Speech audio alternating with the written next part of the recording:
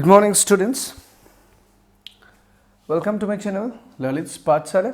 আজি আমি HS second year organic chemistry এটা ইউনিট আৰম্ভ কৰিব লৈছো আৰু সেই ইউনিটটো হ'ল তোমাৰ ইউনিট নম্বৰ 10 হেলো এলকেন আৰু হেলো এৰিন আমাৰ অৰ্গেনিক পাৰ্টৰ প্ৰথম ইউনিট হয় আৰু বেসিক্যালি অৰ্গেনিকৰ পৰা কিয় আৰম্ভ কৰিছো তোমালোকে যদি গোৱাটো তেতিয়া কি হৈছে অৰ্গেনিক কেমিষ্ট্ৰিত আমাৰ বহুতখিনি ৰিএকশনছ আছে তাহাঁতৰ ক্ৰিয়াবিধি আছে এক্সাম্পল জানিবলগীয়া আছে তো আমি এইখিনি যদি আমি আগত কৰিলো আমাৰ সুবিধা এটা কি হ'ব চোৱা আমি এইখিনি ঘৰ প্ৰেক্টিছ কৰি থাকিব পাৰিম ৰাইট কাৰণ ৰিএকশনছ বা তাৰ ক্ৰিয়াবিধি জনাটো ইমান সহজো নহয় আৰু আমাক প্ৰেক্টিছ লাগিব সো এইখিনি আমি এটাৰ পৰা যদি আৰম্ভ কৰি আমি কি কৰিব পাৰিম প্ৰেক্টিছ কৰি থাকিব পাৰিম আৰু পৰীক্ষা বা এক্সাম সময়লৈকে আমি পাৰফেক্ট হৈ যাব পাৰো ৰাইট সো তো পলম নকৰি আমি ক্লাছটো আজি আৰম্ভ কৰোঁ আৰু ইয়াতে মই তোমালোকক আজি জাস্ট এটা টপিক এটা আলোচনা কৰিব বিচাৰিছো ওকে আৰু ইউনিটটো হ'ল তোমাৰ ইউনিট নম্বৰ 10 পঢ়াম মই আজি ওকে যাক আমি কি বুলি কম হেলো এলকেন আৰু হেলো এৰিন বুলি কম ওকে হেলো এলকেন আৰু হেলো এৰিন তো এই ইউনিটটো আমি অকমান আজি আলোচনা কৰিম অকমান মানে কেটামান টপিক এটা আলোচনা কৰিম এটা চোৱা ইয়াত যিখিনি টাৰ্ম আছে হেলো সেই হেলোটোৱে কি বুজায় তোমাৰ হেলোজেন বুজায় কি বুজাব হেলোজেন বুজাব অৰ্থাৎ আমি সমগ্ৰ হিয়তৰ সাধাৰণ সংকেত আমি কি লিখো x লিখো ওকে আৰু হেতু হল ফ্লোৰিন ক্লোৰিন ব্ৰোমিন আৰু আয়োডিন ওকে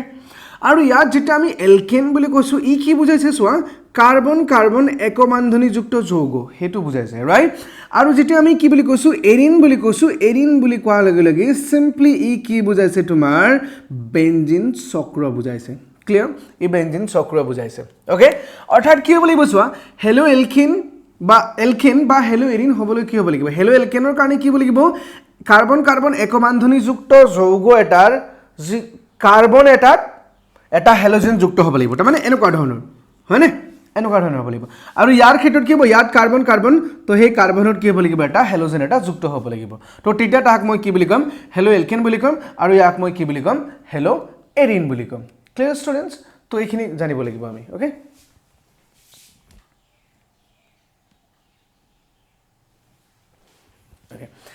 এতিয়া এই যিবোৰ যৌগ আছে আমি হেলো এলকেনৰ কথা কৈছো বা হেলো এৰিনৰ কথা কৈছো জানানে এই যেটো হেলো এলকেন বা হেলো এৰিন আছে ইহতক আমি কি বুলি ক'ব পাৰো ব্যৰ্থপূৰ্ণ যৌগ বুলি কওঁ অৰ্থাৎ ডেৰিভেটিভস বুলি কওঁ হয়নে আমি কি বুলি কম ব্যৰ্থপূৰ্ণ যৌগ বুলি কওঁ আমি ইহতক অৰ্থাৎ ডেৰিভেটিভস বুলি কোৱা হয় ওকে ডেৰিভেটিভস বুলি কোৱা হয় তাৰ মানে কি ক'ব বিচৰা হৈছে চোৱা এই যৌগটো মানে কি হ'ব লাগিব ডেফিনেটলি বেলেগ এটা যৌগৰ পৰা হিয়তক আমি কি ক'ব পাৰো প্ৰস্তুত কৰা হ'ব লাগিব তো তেতিয়া আমি তাহাঁতক কি বুলি ক'ম ব্যৰ্থপূৰ্ণ যৌগ বুলি ক'ম এটা কেনেকৈ সিম্পল চোৱা মোৰ লগত যদি এটা কি আছে তোমাৰ এলকেন যৌগ এটা আছে হয় না এলকেন মানে আমি জানো কাৰ্বন কাৰ্বন একমান্ধনী তো আৰু বাকি হে কাৰ্বনৰ যুজুটা হাইড্ৰোজেন আৰু কাৰ্বনৰ দ্বাৰা পূৰ্ণ হ'ব এটা ধৰা ইয়াতে হাইড্ৰোজেনটা আছিল আৰু এটা আমি কি কলো হে হাইড্ৰোজেনটো অতৰাই মই ইয়াত কি দিলো হেলোজেনটা দিলো তো তেতিয়া ইয়াৰ পৰা আমি কি পালো এই যৌগটো পালো নে নাই তো তেতিয়া মই কি বুলি কম এই যোনটো আমাৰ হেলো এলকেন আছে হে হেলো এলকেন যৌগটোক মই কি বুলি কম আমাৰ এলকেন যৌগটোৰ ব্যৰ্থপূৰ্ণ যৌগ বুলি কম অৰ্থাৎ ডেৰিভেটিভস বুলি কম ঠিক আছে ধৰে এইটো কোপা আহিলে সকে মন কৰা আমাৰ লগত কি আছিল এটা বেনজিন চক্ৰ এটা আছিল আৰু সেই বেনজিনত কি আছিল হাইড্ৰোজেনটা আছিল আগতে এৰা আমি কি কইলো এই হাইড্ৰোজেনটো অতৰাই কি কইলো ইয়াৰ ঠাইত আমি কি কইলো হেলোজেন এটা যোগ কৰিলো হয়নে তো এই তেনেকৈ আহিছে যৌগটো তো তেতিয়া তাক আমি কি বুলি ক'ম মানে এই যৌগটো অৰ্থাৎ হেলো এৰিন যৌগটো কি বুলি ক'ম আমি বেনজিন যৌগৰ এটা ব্যৰ্থপূৰ্ণ যৌগ বুলি ক'ম ওকে তো এটা চমুকৈ তাহাঁতৰ এটা আভাস এটা ওকে এটা চোৱা তো যদি এইটো এনেকুৱা ধৰণৰ হয় তো তেতিয়াহ'লে আমি কি বুলি ক'ব পাৰোঁ হেলো এলকেন বিলাকক আমি অকমান সাধাৰণ সংকেতেৰে বুজাব নোৱাৰিম নে হয়নে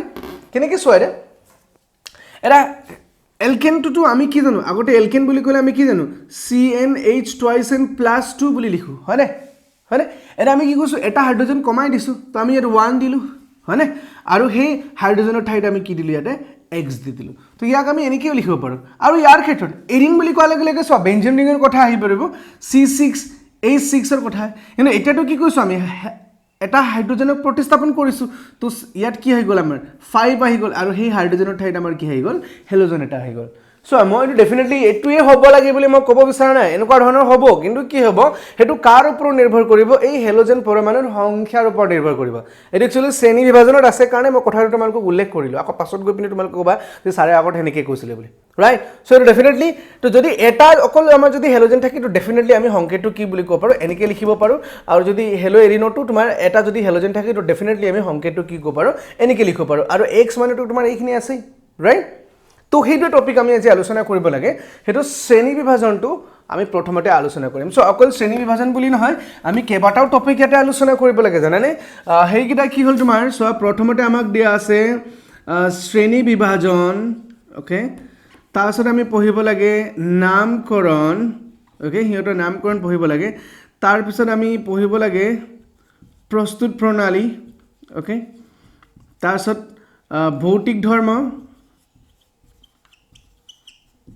ভৌতিক ধৰ্ম আৰু শেষত আমি আলোচনা কৰিম ৰাসায়নিক ধৰ্ম ওকে ৰাসায়নিক ধৰ্ম তো আমি এটা এটাকৈ গোটেই বস্তুবোৰ আলোচনা কৰিম নাই গোটেইখিনি যদি আমি একটা ভিডিঅ'তে যদি আলোচনা কৰিম ভিডিঅ'টো দীঘলীয়া হ'ব হয়নে না সো আমি আজি অকল শ্ৰেণী বিভাজন আলোচনা কৰিম আৰু শ্ৰেণী বিভাজন মই এটা এটাকৈ আলোচনা কৰিম দুইটাৰ পৰা ওকে এটা চোৱা ফাৰ্ষ্টত যদি আমি হেলো এলকেনৰ যদি কথা কওঁ ওকে হেলো এলকেনৰ শ্ৰেণী বিভাজন বুলি যদি আমি কওঁ তেতিয়াহ'লে কি বুজাব বা কি হ'ব সেইটো তো প্ৰথম চোৱা সিহঁতক কি কৰা হয় জানানে কেইটামান আধাৰৰ ওপৰত ভিত্তি কৰি পিনে কৰা হয় মানে কিবা এটা চৰ্ত সাপেক্ষে মানে আধাৰ মানে কি ক'ব বিচাৰিছোঁ মানে ধৰা ইয়াৰ ওপৰত নিৰ্ভৰ কৰি কোনোবা এটা আধাৰৰ ওপৰত নিৰ্ভৰ কৰি হয়নে বা কোনোবা এটা ধৰ্মৰ ওপৰত নিৰ্ভৰ কৰি হয়নে তো প্ৰথমটো হ'ল কি সিহঁতৰ মই অকল হেলো এলকেনৰে কথাকে আলোচনা কৰি আছোঁ এতিয়া ওকে ইয়াৰ হ'ল তোমাৰ হেলোজেন পৰমাণুৰ সংখ্যাৰ ওপৰত নিৰ্ভৰ কৰি ওকে আধাৰটো কি হ'ল হেলোজেন পৰমাণুৰ সংখ্যাৰ ওপৰত নিৰ্ভৰ কৰি ওকে অৰ্থাৎ হেলোজেন পৰমাণুৰ সংখ্যাৰ ওপৰত যদি আমি নিৰ্ভৰ কৰোঁ তেতিয়াহ'লে কি হ'ব পাৰে বা কেনেকুৱা ধৰণৰ হ'ব পাৰে সো সেইখিনি ওকে আৰু চোৱা মন কৰিবা এই গোটেইখিনি হ'ল আমাৰ হেলো এলকেন যৌগ ওকে মই বুজাই আছোঁ ওকে তো এনেকৈ আছে আমাৰ এটা কৈছে হেলোজেন পৰমাণুৰ সংখ্যাৰ ওপৰত নিৰ্ভৰ কৰি মানে চিম্পল লজিক চোৱা কথাটো কি এটা মানে এলকেন যৌগ এটাত মানে কেইবাটাও হাইড্ৰোজেন আমি কি ক'ব পাৰোঁ হেলোজেনৰ দ্বাৰা প্ৰতিস্থাপিত কৰিব পাৰোঁ সো তাৰ ওপৰত ভিত্তি কৰি যদি আমি ইয়াৰ হাইড্ৰোজেন এটা আছে বুলি মন কৰা ইয়াৰ ঠাইত আমি হেলোজেন দিলোঁ এটা কৰিলোঁ ন ধৰা ইয়াতে দুটা হাইড্ৰোজেন আছে আমি দুটা দিলোঁ ৰাইট বা বেলেগ এটা যৌগত কি হ'ব পাৰে তোমাৰ তিনিটাও থাকিব পাৰে বা তিনিটা হাইড্ৰোজেনো প্ৰতিস্থাপিত হ'ব পাৰে বুজি পাইছা না তো যদি এটা হাইড্ৰোজেনক যদি আমি হেলোজেনৰ দ্বাৰা যদি প্ৰতিস্থাপিত কৰোঁ তো এটা বুজাবৰ কাৰণে আমি কি লিখিলোঁ মনো লিখিলোঁ আৰু হেলোজেনৰ কাৰণে আমি কি লিখিলোঁ হেলো মনো হেলো নেক্সট কি লগালোঁ আমি নেক্সট এলকেন যেনেকৈ ইয়াৰ ডাই হেলো এলকেন আৰু ইয়াক আমি কি বুলি ক'লোঁ ট্ৰাই হেলো এলকেন বুলি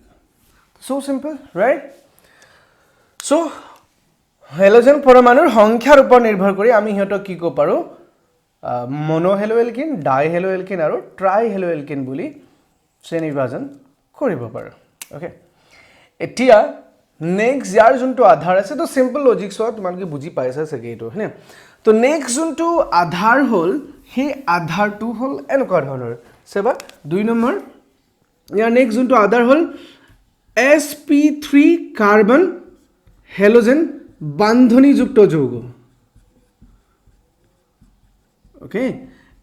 এইটো আৰু ইয়াত কি হয় বা কেনেকুৱা ধৰণৰ হ'ব সেইখিনি আমি আলোচনা কৰিব ওকে এটা চোৱা ইয়াৰ আকৌ শ্ৰেণী বিভাজন কেইবাটাও আছে জানেনে ইয়াক আমি কি ক'ব পাৰোঁ প্ৰথমতে ইয়াক আমি এলকাইল হেলাইড বা হেলো এলকেন বুলি কওঁ ওকে ইয়াক আমি কি বুলি কওঁ এলকাইল হেলাইড বুলিও ক'ব পাৰোঁ বা হেলো এলকেন বুলিও ক'ব পাৰোঁ ওকে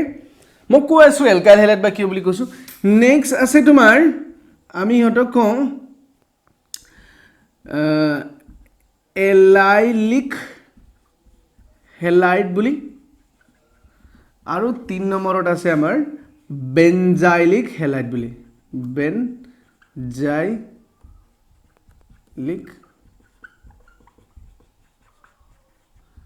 বেনজাইলিক হেলাইড বুলি ওকে